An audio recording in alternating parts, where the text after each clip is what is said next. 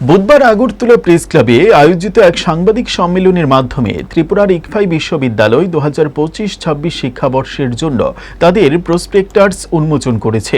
এই অনুষ্ঠানের নেতৃত্ব দেন বিশ্ববিদ্যালয়ের উপাচার্য অধ্যাপক বিপ্লব হালদার এবং অন্যান্য কর্মকর্তারা।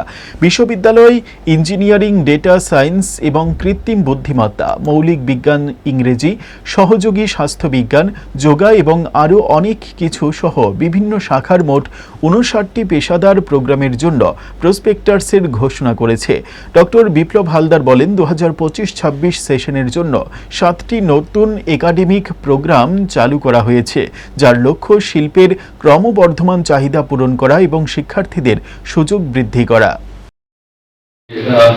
20 বছর কমপ্লিট করেছি ত্রিপুরাতে। 2004-এ আমাদের ইউনিভার্সিটি শুরু হয় আগরতলাতে, ইউনিভার্সিটি শুরু হয় এবং আমরা এখন ইউনিভার্সিটিতে 59 প্রোগ্রামস কন্ডাক্ট করছি এবং আমাদের ইউনিভার্সিটির যত প্রোগ্রাম হয় দেখবেন সবকটাই হলো জব ওরিয়েন্টেড এবং প্রফেশনাল কোর্সেস, স্কিল ওরিয়েন্টেড, যাতে কিনা স্টুডেন্টরা এই প্রোগ্রামগুলো করার পরে তারা যেন চাকরি করতে পারে বা বিজনেস করতে পারে, তাদের হাতে একটা স্কিল থাকে। এটা খুব ইম্পর্টেন্ট আমাদের ইউনিভার্সিটিতে।